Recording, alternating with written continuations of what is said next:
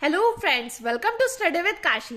Friends, आज की video में हम क्लास 10 साइंस 2025 बोर्ड एग्जाम के केमिस्ट्री के पिछले वर्षों में आए हुए लघु व दीर्घोत्तरीय प्रश्न को करने वाले हैं। तो चलिए फ्रेंड्स, हम वीडियो को स्टार्ट करते हैं। देखिए, यहाँ पे हमारा पहला क्वेश्चन है, निम्नलिखित पर संक्षिप्त टिप्पणी लिखो।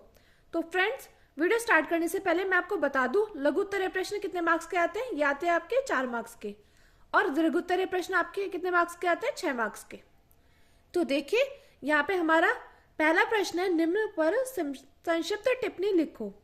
तो देखिए, पहला है पीएच मान, दूसरा है ऑक्सीकरण संख्या, और तीसरा है दहन अभिक्रिया। फ्रेंड्स, कोई भी एग्जाम पेपर होगा ही नहीं साइंस का, केमिस्ट्री में, जिसमें टिप्पणी लिखने के लिए ना आया हो। तो देखिए, जैसे ये क्वेश्चन में आपको बोल दिया कि टिप्पणी लिखो, तो यहाँ पे पीएच मान दे दिया, ऑक्सीकरण अभिक्रिया दे दिया, और दहन अभिक्रिया दे दिया। तो ये क्वेश्चन आपका आया है 6 मार्क्स का, जिसमें कि 2 नंबर है पीएच मान के, 2 नंबर ऑक्सीकरण अभिक्रिया के, और 2 नंबर है दहन अभिक्रिया के। अब देखिए, हमारा दूसरा क्वेश्चन है, इसमें हमें ऑप्शन बना के दे दिए 1, 2, 3। तो देखिए, ब्लीचिंग पाउडर का जल शोधन में उपयोग, ये भी फ्रेंड्स मोस्ट इंपोर्टेंट क्वेश्चन है। ये भी आपका 6 मार्क्स का आया हुआ है क्वेश्चन है, जिसमें कि 2 मार्क्स का है ब्लीचिंग पाउडर का जल शोधन में उपयोग। अगला है संक्षारण को उदाहरण सहित समझाइए, ये भी आपका 2 नंबर का आया है। और अगला देखिए, प्लास्टर ऑफ पेरिस से जिप्सम प्राप्त करने का रासायनिक समीकरण लिखिए, ये भी फ्रेंड आपका 2 नंबर का आया है। तो कुल मिला के क्वेश्चन कितने मार्क्स का हो गया? ये हो गया हमारा 6 मार्क्स का। देखिए फ्रेंड्स, हमारा साइंस का जो सिलेबस है वो हमारा फिक्स है। तो देखिए, आप इन क्वेश्चन के माध्यम से समझ पाओगे कि ये जो सारे टॉपिक है ये हमेशा रिपीट ही होते हैं। अगर आपने ये प्रश्न कर लिया ना, लघु और दीर्घ उत्तरीय प्रश्न, तो आपको 70 में से 70 नंबर लाने से कोई नहीं रोक सकता है। तो देखिए, हमारा अगला क्वेश्चन है, निम्न को समझाइए। इसमें पहला है द्विअपघटन अभिक्रिया, दूसरा है उदासीनीकरण अभिक्रिया। ये आपका आया है 4 मार्क्स का, जिसमें कि 2 नंबर है द्विअपघटन अभिक्रिया के, और 2 है हमारे उदासीनीकरण अभिक्रिया के। तो ये अभिक्रियाओं के बारे में आपको पता होना चाहिए। इससे पहले फ्रेंड्स, मैंने आपको अम्ल, क्षार और लवण यानी कि चैप्टर 2 का वन शॉट कराया हुआ है, चैप्टर 1 का वन शॉट कराया, और चैप्टर 3 का वन शॉट कराया। अगर आपने वो वीडियो नहीं देखी तो प्लीज लिंक डिस्क्रिप्शन में, वहां पर जाकर जरूर देखिएगा। चलिए, अब हम अपने अगले क्वेश्चन को देखते हैं, जो कि है, देखिए, क्वेश्चन नंबर 4 है, दहन अभिक्रिया को समझाइए तथा इसके 2 उदाहरणों का रासायनिक समीकरण दो। और अगला है, सक्रियता श्रेणी को समझाइए व इसका एक उपयोग लिखिए। ये फ्रेंड्स आपका 2 मार्क्स का, और ये भी 2 मार्क्स का। कुल मिलाकर कितने मार्क्स हो गए? 4 मार्क्स हो गए। देखिए, आप देख पा रहे होंगे, दहन अभिक्रिया तो अभी रिपीट हुआ था क्वेश्चन। देखिए, यहां पर देखिए, आप देख पा रहे होंगे कि दहन अभिक्रिया क्या है। ये हमारा क्वेश्चन रिपीट ही हुआ था, ये फिर से रिपीट हो गया। तो इसलिए ये जो हमारा सिलेबस है वो फिक्स है, और हमसे घुमा फिरा कर यहीं से क्वेश्चन पूछे जाते हैं। और अगर आपने ये कर लिए तो आपके 70 में से 70 नंबर पक्के हैं। अब देखिए, सक्रियता श्रेणी को समझाइए व इसका एक उपयोग लिखिए। तो फ्रेंड्स, सक्रियता श्रेणी और विद्युत रासायनिक श्रेणी एक ही है। कभी लिखा आ जाएगा सक्रियता श्रेणी या विद्युत रासायनिक श्रेणी, तो दोनों क्या है? दोनों एक ही है। ये क्वेश्चन सारे के सारे मैंने आपको कराए हुए हैं, और मैं इसका लिंक डिस्क्रिप्शन में डाल दूंगी, वहां जाकर देख लीजिएगा। अगला देखिए, अगला है हमारा 5th क्वेश्चन। इसका पहला है, अम्ल और क्षार से आप क्या समझते हैं। ये भी फ्रेंड्स आपका मोस्ट इंपोर्टेंट क्वेश्चन है, बार बार बोर्ड परीक्षा में रिपीट होता है। कई बार तो अम्ल और क्षार में अंतर भी पूछ लेता है 2 नंबर में। अगला देखिए, दैनिक जीवन में पीएच के उपयोग लिखिए। तो ये भी आपका 2 मार्क्स का आया है। अगला देखिए, विरंजक चूर्ण प्राप्त करने की विधि का रासायनिक समीकरण तथा 2 उपयोग लिखिए। ये फ्रेंड्स आपका मोस्ट इंपोर्टेंट क्वेश्चन है, ये भी आपका 2 मार्क्स में आया है। देखिए, विरंजक चूर्ण कैसे बनाया जाता है ये आपको पता होना चाहिए, इसकी रासायनिक समीकरण के बारे में पता होना चाहिए, और इसके उपयोग के बारे में पता होना चाहिए। अगला देखिए, अगला है, निम्न पर संक्षिप्त टिप्पणी लिखो। तो देखिए, इस क्वेश्चन में हमें क्या करना है? टिप्पणी लिखनी है। किस पर? मिसेल पर, संक्षारण पर। आप देख पा रहे होंगे, संक्षारण का क्वेश्चन दोबारा से रिपीट हुआ है। और देखिए, कार्बन की सर्वतोमुखी प्रकृति पर। तो फ्रेंड्स, ये आपका 6 मार्क्स का क्वेश्चन है। ये देखिए, कभी आपको मिसेल और संचारण दे देगा और ये क्वेश्चन बदल देगा, जैसे दहन अभिक्रिया भर्जन अभिक्रिया दे देगा। तो आपको ये सारे क्वेश्चन याद होने चाहिए। देखिए हमारा अगला क्वेश्चन है, क्या होता है जब कि केवल संतुलित रासायनिक समीकरण लिखिए। ये भी फ्रेंड आपका मोस्ट इंपोर्टेंट क्वेश्चन है, आपसे 6 मार्क्स में पूछा गया था। तो इसमें देखिए पहला सोडियम ऑक्साइड की जल से क्रिया कराई जाती है।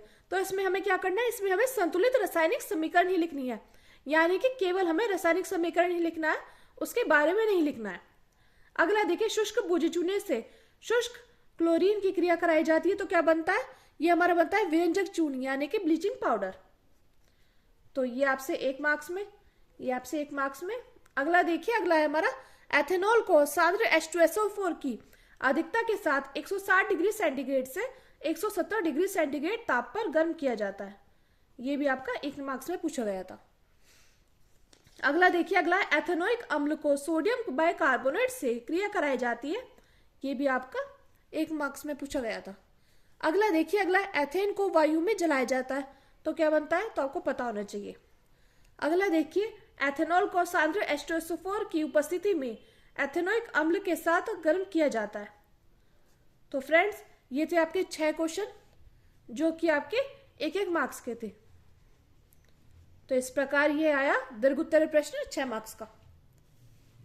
आपको सभी ये रासायनिक समीकरण अच्छे से पता होना चाहिए कि शुष्क भुजे चूने से क्लोरीन की क्रिया कराएंगे तो क्या बनेगा, और सोडियम ऑक्साइड की जल से क्रिया कराएंगे तो क्या बनेगा।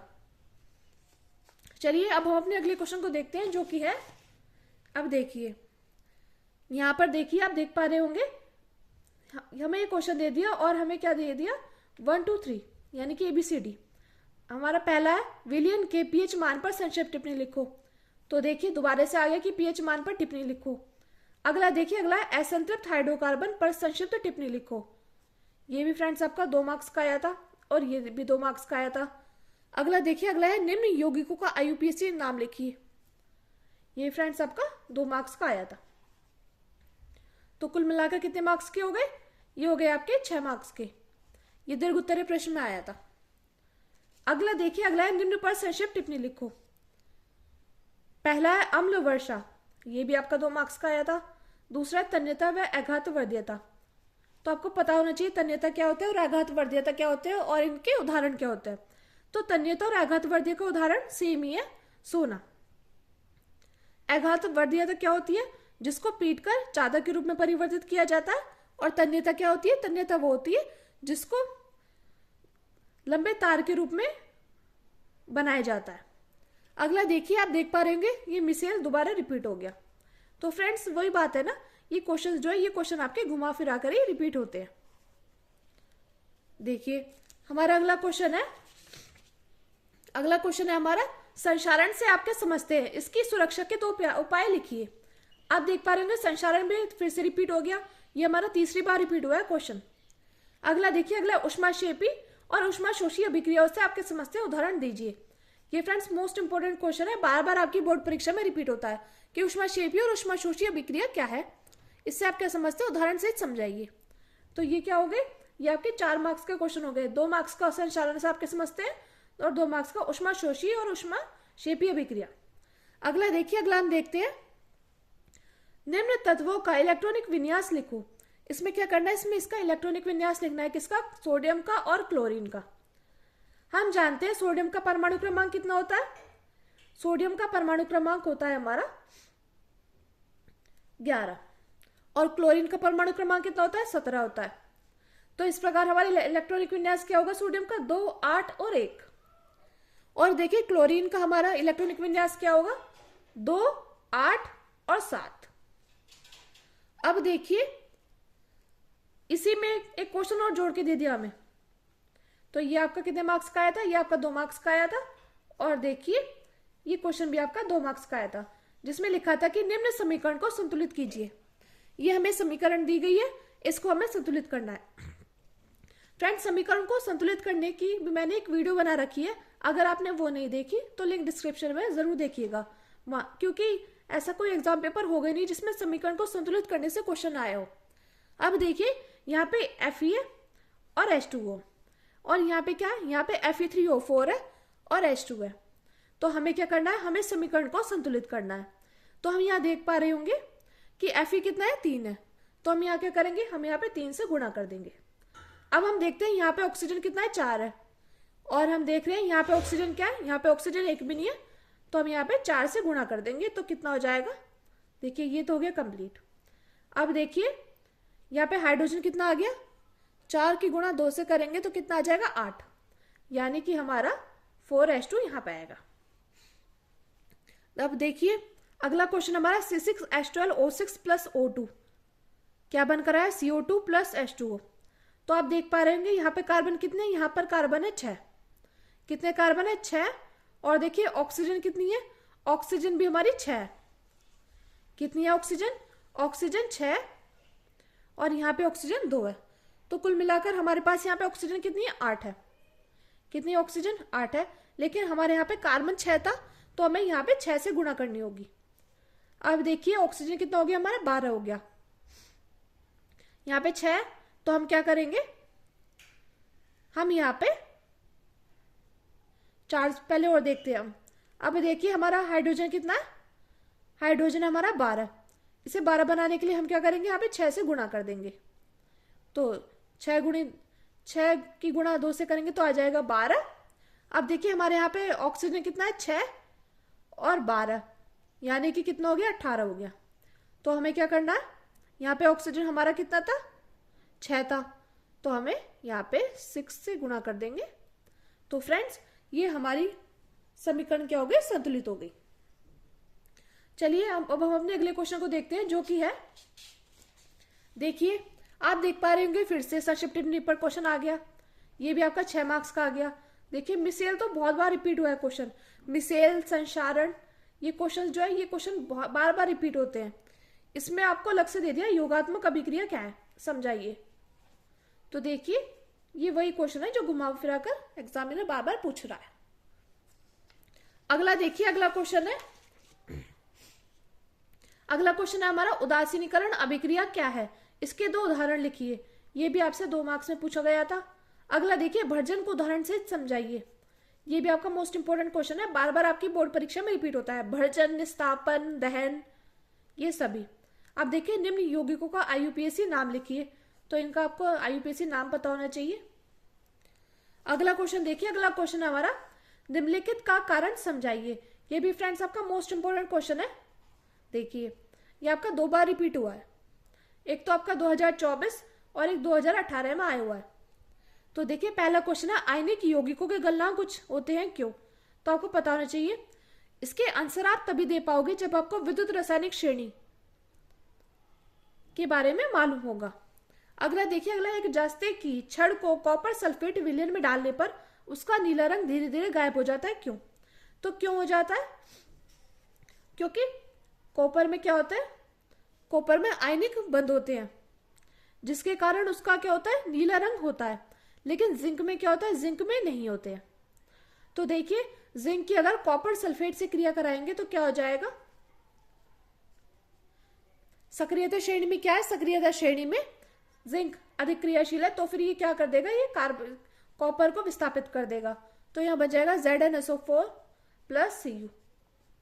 यहाँ पे कॉपर के साथ 2 थे और यहाँ पे जिंक के साथ 0 थे, लेकिन इसका क्या हो गया, इसका ऑक्सीकरण हो गया और इसका क्या हो गया, इसका अपचयन हो गया, तो यहाँ पे 0 आ गए।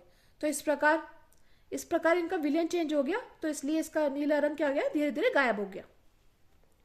तो देखिए अब हम अपने अगले क्वेश्चन को देखते हैं जो कि है निम्न पर संक्षिप्त टिप्पणी लिखो। फिर से टिप्पणी पर क्वेश्चन आ गया। देखिए समझातीय श्रेणी आपको पता होना चाहिए, और देखिए कार्बन की शर्तोमुखी प्रकृति। ये भी फ्रेंड्स दोनों क्वेश्चन हमारे बार बार रिपीट हुए हैं, ये आपसे 4 मार्क्स में पूछा गया था। अगला देखिए, अगला है हमारा खनिज तथा अयस्क में अंतर बताइए। ये भी आपका मोस्ट इंपोर्टेंट क्वेश्चन है, बार बार बोर्ड परीक्षा में रिपीट होता है, ये आपसे 2 मार्क्स से पूछा गया था। अगला है साबुन क्या है, तो आपको पता होना चाहिए साबुन क्या है। साबुन बनाने की रासायनिक समीकरण, रासायनिक अभिक्रिया लिखिए और साबुन की 2 विशेषता लिखिए। तो फ्रेंड्स ये दोनों क्वेश्चन कितने मार्क्स में आए थे, आपके 4 मार्क्स में आए थे। देखिए अब हम अपने अगले क्वेश्चन को देख लेते हैं जो कि हमारा एथेनोइक अम्ल के 2 रासायनिक गुणों के रासायनिक समीकरण दीजिए। ये फ्रेंड्स मोस्ट इंपोर्टेंट क्वेश्चन है, ये आपसे 2 मार्क्स में पूछा गया था। अगला देखिए, अगला है निम्न को, 2 मार्क्स में नहीं, ये आपसे 3 मार्क्स में पूछा गया था। निम्न को कैसे प्राप्त करेंगे? तो इनको हम कैसे प्राप्त करेंगे? बेकिंग सोडा से धोने का सोडा, ये भी। और देखिए जिप्सम से प्लास्टर ऑफ पेरिस कैसे प्राप्त करेंगे? तो देखिए कोई भी ऐसा एग्जाम पेपर होगा नहीं जिसमें जिप्सम से प्लास्टर ऑफ पेरिस या प्लास्टर ऑफ पेरिस से क्या बनता है ये ना पूछा गया हो। तो ये मोस्ट इंपॉर्टेंट टॉपिक्स है जो कि आपके बार बार बोर्ड परीक्षा में रिपीट होते हैं। देखिए हम अपने अगले क्वेश्चन को देखते हैं जो कि है, यहाँ पे देखिए, यहाँ पे क्वेश्चन दिया गया है निम्नलिखित की व्याख्या कीजिए। तो देखिए पहला है निस्तापन तथा भर्जन, ये आपसे 2 मार्क्स में पूछा गया था। अगला है साबुन की निर्मलन क्रिया, ये भी आपसे 2 मार्क्स में पूछा गया था। अगला देखिए धातुओं की सक्रियता श्रेणी, ये फ्रेंड्स ये क्वेश्चन भी आपका, ये तीनों क्वेश्चन बार बार रिपीट हुए हैं। ये हमारे मोस्ट इंपोर्टेंट क्वेश्चन थे जो आपसे 6 मार्क्स में पूछा गया था। अब देखिए हम अपने अगले क्वेश्चन को देखते हैं जो कि है, क्या होता है जब? रासायनिक समीकरण 2। तो पहला है चूने के पानी में देर तक कार्बन डाइऑक्साइड गैस प्रवाहित की जाती है तो क्या बनता है? ये आपसे कितने मार्क्स में? 1 मार्क्स में पूछा गया था। अब देखिए बुझे चूने की अभिक्रिया शुष्क क्लोरीन से कराई जाती है तो क्या बनता है? फ्रेंड्स ये क्वेश्चन भी आपका रिपीट हुआ है, मोस्ट इंपोर्टेंट क्वेश्चन है। अगर हम शुष्क बुझे चूने की क्रिया क्लोरीन से कराएंगे तो हमारा क्या बनकर आएगा? हमारा बनकर आएगा ब्लीचिंग पाउडर, और फिर हमारा जल बनकर आएगा। अगला देखिए जिप्सम को गर्म किया जाता है। मैंने फ्रेंड्स बताया था ना आपको, जिप्सम से और प्लास्टर ऑफ पेरिस से तो क्वेश्चन आता ही है कि प्लास्टर ऑफ पेरिस को गर्म करेंगे तो जिप्सम बनकर तैयार हो जाएगा, और जिप्सम को गर्म करेंगे तो हमारा प्लास्टर ऑफ पेरिस बनकर तैयार हो जाएगा। अगला देखिए, अगला सोडियम धातु की जल से अभिक्रिया कराई जाती है तो हमारा क्या बनता है? तो ये भी आपको पता होना चाहिए। तो फ्रेंड्स ये थे हमारे मोस्ट इंपोर्टेंट क्वेश्चन जो कि आपकी बार बार बोर्ड परीक्षा में रिपीट हुआ है। अब देखिए फ्रेंड्स हम अपने टॉपिक्स को डिस्कस कर लेते हैं कि इसके अलावा आपको कौन कौन से टॉपिक पता होना चाहिए। एक तो आपको बेकिंग सोडा बनाने की विधि पता होना चाहिए, बेकिंग सोडा बनाने की विधि। दूसरा आपको धोने का सोडा यानी कि धावन सोडा की विधि पता होनी चाहिए, इसका रासायनिक समीकरण, रासायनिक नाम। एक आपको plaster of Paris, plaster of Paris के बारे में पता होना चाहिए। और देखिए ये तो मोस्ट इंपोर्टेंट क्वेश्चन है, इनसे क्वेश्चन तो रिपीट होता ही है। अगला देखिए, अगला आपको ऊष्माक्षेपीय और ऊष्माशोषीय अभिक्रिया के बारे में पता होना चाहिए। ऊष्माक्षेपीय अभिक्रिया क्या है, ऊष्माशोषीय अभिक्रिया क्या है। और देखिए आपको भर्जन, निस्तापन, दहन अभिक्रिया क्या है इनके बारे में पता होना चाहिए। सक्रियता श्रेणी के बारे में पता होना चाहिए। तो ये वो क्वेश्चन है जो हमारे बार बार रिपीट होते हैं। तो फ्रेंड्स ये थे हमारे कुछ क्वेश्चंस। अगर आपने ये कर ली तो आपको 70 में से 70 नंबर लाने से कोई नहीं रोक सकता। मैं उम्मीद करती हूँ फ्रेंड्स आपको वीडियो अच्छी लगी होगी। अगर आपको वीडियो अच्छी लगी तो प्लीज हमारे चैनल को सब्सक्राइब कीजिए और वीडियो को लाइक, शेयर, कमेंट जरूर कीजिए। Thank you, thanks for watching.